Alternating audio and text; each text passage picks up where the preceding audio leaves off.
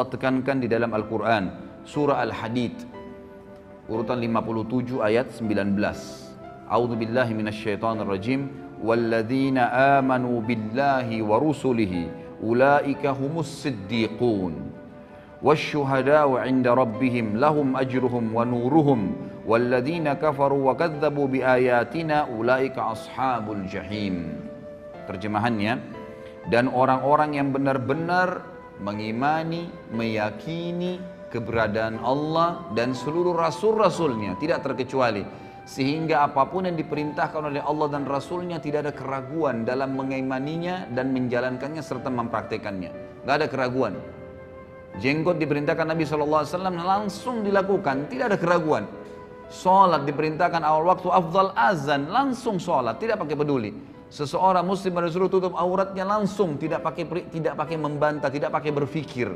Itu cirinya orang siddiq. Apapun, mau mengeluarkan uang atau mau mendapatkan pendapatan, ternyata kita khawatir itu adalah haram, bisa mengundang murkanya Allah, ditinggalkan seketika. Itu ciri siddiq. Orang yang benar-benar yakin kalau Allah larang, maka pasti berbahaya buat dia, dan kalau Allah perintahkan pasti baik buat dia. Itu asasnya. Kalau ini antum jadikan sebagai pondasi agama, itu luar biasa. Ini adalah derajat siddiq.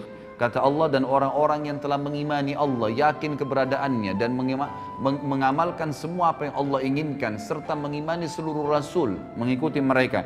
Mereka lah orang-orang yang siddiq, dan juga yang dianggap jujur, dan tadi ya, penuh dengan kepercayaan, dan juga mereka akan menjadi saksi-saksi di hadapan Tuhan mereka nanti, dan mereka akan mendapatkan cahaya yang sempurna, mereka akan mendapatkan pahala yang sempurna dan cahaya yang sempurna dari Tuhan mereka. Kata para ulama tafsir, cahaya ini adalah setiap orang melihatnya selalu merasa nyaman, selalu merasa dekat dengan Allah karena siddiqnya. Ya, jadi orang kalau siddiq itu, maka pada saat orang dekat dengannya selalu merasa dekat dengan Allah, selalu merasa dekat dengan surga, selalu berpikir akhirat, selalu menganggap remeh semua dunia dan kecil apapun yang berhubungan dengan kemaksiatan kepada Allah Subhanahu wa taala. Dan sungguhnya orang-orang yang kafir sebaliknya, kafir kepada Allah dan Rasul-Rasul serta membohongkan ayat-ayat. Gak ada surga, gak ada itu alam barzah. Siapa yang bilang orang kalau ibadah itu dapat pahala banyak, sekian gunung, sekian ini dan seterusnya? Siapa yang bilang orang kalau kena maksiat itu lalu dihukum oleh Allah? Subhanallah, saya kemarin tabligh akbar di Makassar. Saya ngisi tema tentang kenalilah Tuhanmu kau akan bahagia. Pada saat saya jelaskan ikhwas sekalian, itu ayat atau hadis Nabi SAW tentang penciptaan langit, 7 lapis langit dan sampai Sidratul Muntaha, bagaimana besarnya Allah Azza wa Jalla, bagaimana besarnya singgasana.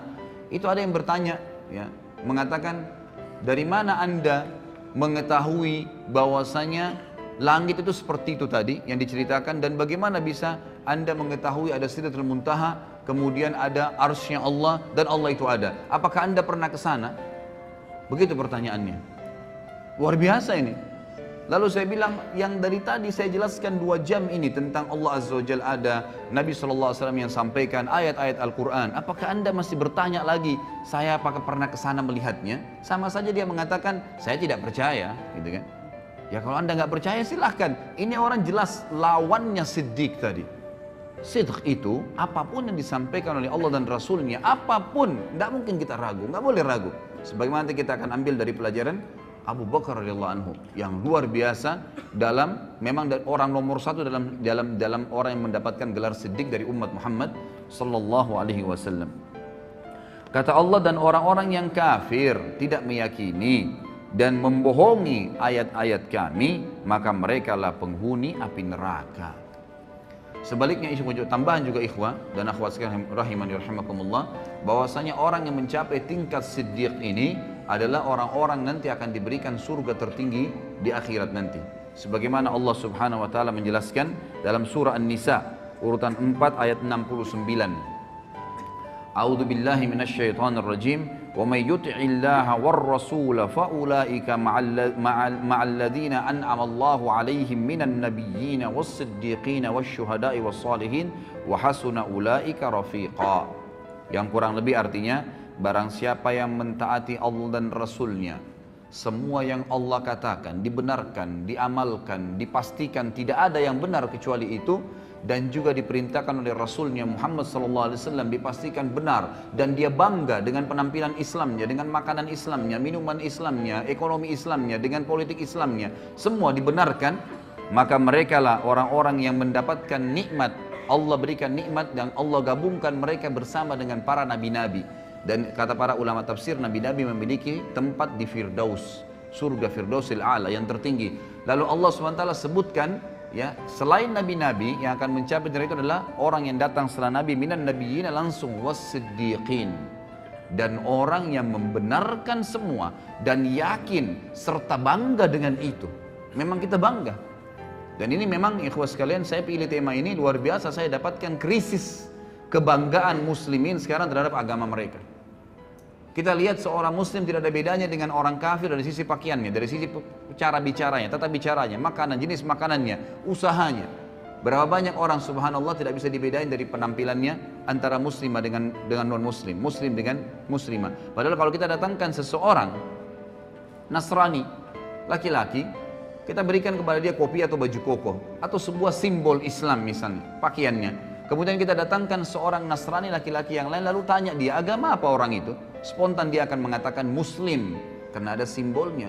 Kalau orang siddiq, dia yakin bahwasanya pakaian ini yang Allah katakan walibasut taqwa dzalika khair, ini pakaian yang ada simat, ada contoh, ada ciri ketakwaan adalah yang paling baik. Orang tahu, oh ini orang dekat dengan Allah.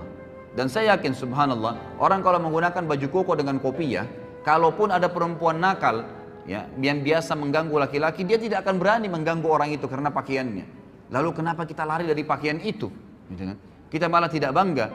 Berapa banyak orang subhanallah muslimin, ya, atau kita datangkan misalnya perempuan Nasraniyah, ya, suruh pakai jilbab 5 menit saja, panggil Nasraniyah perempuan yang lain, tanya orang itu agama apa, maka dia akan mengatakan itu muslimah. Ada simbol, tapi syaitan menghiasi sebagian orang yang tidak punya sifat siddiqah, nggak ada sifat siddiqnya ini dalam dirinya, maka syaitan mengatakan untuk apa kau pakai jilbab? Maka tidak ada bedanya antara dia dengan wanita kafirah, sama saja. Cuplikan yang selalu dilihat, didengar oleh kupingnya, ditatap oleh matanya, semuanya berbau orang-orang non-muslim. Film-filmnya semua Hollywood, Bollywood, dan yang semua berhubungan dengan tontonan terhadap aurat, lagu-lagu yang menjauhkan dia dari Al-Quran, semuanya jauh, semuanya jauh. Cerita-cerita kosong, balas dendam, narkoba, mencuri istrinya orang lain, dan beragam macam hal, perselingkuhan dan seterusnya. Ini yang menjadi simbol di rumah orang-orang Islam sekarang. Tidak ada pengajian, tidak ada tilawah Al-Quran. Lalu kemudian mereka mau mengkhayal anaknya hafal Quran. Dari mana ikhwah dan akhwat sekalian? Dia sendiri gak pernah sentuh Al-Quran, gak pernah dengar ceramah di rumah. Antum berapa kali saya jelaskan dalam pengajian saya ikhwah. Ini masih kronologis semua ya. Saya bilang, kalau saya pribadi, kadang-kadang sehari di Jakarta, saya bukan membanggakan diri, cuma berbagi ya. Pada saat saya punya pengajian 4 hari, 4 kali jadwal sehari. Dari pagi kadang-kadang sampai malam ikhwah. Dari pengajian saya isi 2 jam, kemudian pulang menuju ke pengajian yang kedua. Di mobil itu sejam atau setengah jam, atau panggang 45 menit, atau kadang-kadang sampai 2 jam jaraknya. Itu saya dengarkan lagi ceramah, baik ceramah saya, baik tilawah Al-Quran, baik ceramah asatidzah, teman-teman da'i-da'i, atau saya dengarkan para masyayikh yang dari Saudi dalam bahasa Arab. Jadi saya tidak ada selang, tidak ada selang waktu di mana saya kosong gitu di mobil, atau saya lagi berzikir kepada Allah SWT. Saya coba lakukan, kemudian saya isi pengajian 2 jam lagi, jedah lagi antara pengajian kedua dan ketiga juga saya dengarkan lagi ceramah. Itu luar biasa, api iman dalam hati itu terus berkobar ikhwah. Kadang-kadang antum dari pengajian seperti ini keluar dari masjid, setan akan bisikin, tadi kan sudah pengajian, sekarang hiburannya musik. Dibisikin sama dia, antum iyahkan, begitu lemah, tidak sidq. Yakin ikhwah sekalian, kalau antum yakin di majlis ilmu bisa menambah iman, bisa mengingatkan kita kepada Allah Azza wa Jal, bisa membuat kita rindu dengan akhirat, bisa tahu tentang surga, bisa tahu tentang neraka dan kita khawatir tentang neraka tersebut, lalu kenapa tidak sepanjang hidup kita seharian itu diisi dengan hal tersebut? Sayangnya rumah-rumah umat Islam sekarang ada Al-Quran itu kalau ada kematian, malah sebenarnya tidak ada Al-Quran dalam sunnah Nabi SAW dibaca pada saat kematian. Sebaliknya mereka lakukan hal tersebut. Dalam masalah ekonomi, riba, ya, gharar, semuanya, kezaliman, manipulasi yang dilarang oleh Nabi SAW, dilarang oleh agama, tapi dilakukan. Alasannya apa boleh buat Ustaz? Nggak ada jalan lain. Lalu antum depan Allah Azza wa Jalla juga akan katakan itu pada hari kiamat, pada saat dihisab, gak ada jalan lain, lepaskan diri dari situ. Ya, harus yakin dengan janji Allah Subhanahu wa taala. Ini akan kita titik beratkan 2 jam ke depan ikhwah, bagaimana memunculkan sifat siddiq dalam hati kita dan mempelajari dari orang yang nomor 1 dalam sifat siddiq, Abu Bakar radhiyallahu anhu, yang luar biasa dalam masalah seperti ini. Apapun yang Allah dan Rasulnya katakan tidak ada keraguan, pasti benar, dan itu menjadi simbol kehidupannya. Langsung, tidak ada keraguan dalam masalah itu. Masalah politik sudah dijelaskan dalam Islam, harus orang alim, harus orang yang faham agama Allah, yang tahu halal haramnya Allah, baru jadi pemimpin. Mana pernah pemimpin negara kita ada orang yang alim? Ya, padahal Nabi SAW mengatakan apa? Al-ulama warathatul anbiya. Ulama itu pewarisnya para nabi. Emang sudah begitu. Nabi-nabi ini pemimpin manusia. Sekarang kalau ada kiai, ada ustadz, ada da'i, dicalonkan jadi presiden, disorotin oleh masyarakat. Untuk apa da'i masuk di politik? Subhanallah. Lalu kalau bukan ustadz atau ada da'i atau ulama yang memimpin anda, siapa yang akan pimpin anda? Orang-orang fasik seperti sekarang? Yang membiarkan tempat kemaksiatan terbuka, pelanggaran-pelanggaran agama Allah dilakukan, riba merajalela mencekik lehernya umat-umat Islam, anak-anak muslimah dan muslim kita yang akhirnya terbengkalai, dipaksanya ini dan dipaksakan itu, dan seterusnya, gitu kan? Maka ini keliru sekali. Bukankah Nabi SAW datang ke Madinah lalu menjadi pemimpin pada saat beliau datang dan beliau menobatkan diri menjadi raja sekalian Nabi di Madinah karena beliau adalah seorang yang paling alim, tahu halal haramnya Allah. Bukankah Nabi SAW wasiatkan Abu Bakar radhiyallahu anhu penggantinya setelah beliau adalah orang yang paling alimnya sahabat, paling tahu halal haramnya Allah? Bukankah Abu Bakar menulis wasiat pada saat mau meninggal mengatakan, aku meninggalkan wasiat yang manusia yang paling bertakwa sama Allah dan paling paham halal halalnya Allah adalah Umar bin Khattab? Bukankah Umar bin Khattab lalu menunjuk Uthman bin Affan? Bukankah Uthman dan masyarakat Madinah akhirnya menunjuk ya, masyarakat Madinah menunjuk Ali setelah itu karena dianggap orang yang paling alim setelah Uthman, dan seterusnya. Kita lihat bagaimana Khulafaur Rasyidin menunjukkan adalah ulama. Ya. Apa kata Nabi SAW dalam hadis sahih riwayat Al-Hakim? Sayati umara'u sufaha. Akan datang nanti sepeninggalku adalah pemimpin-pemimpin yang sangat sufaha. Sufaha itu jamak daripada safih. Dan orang Arab ini ikhwah menyebutkan kata-kata safih itu kalau bodohnya super bodoh. Namanya. Kalau jahal itu artinya bodoh masih ada pinternya. Tapi kalau safih itu artinya bodoh yang tidak ada ditahu apa-apa. Orang yang tidak tahu, tidak ada informasi apapun dengan dia. Maka apa kata Nabi SAW? Akan datang pemimpin-pemimpin yang sufaha, yang bodohnya luar biasa.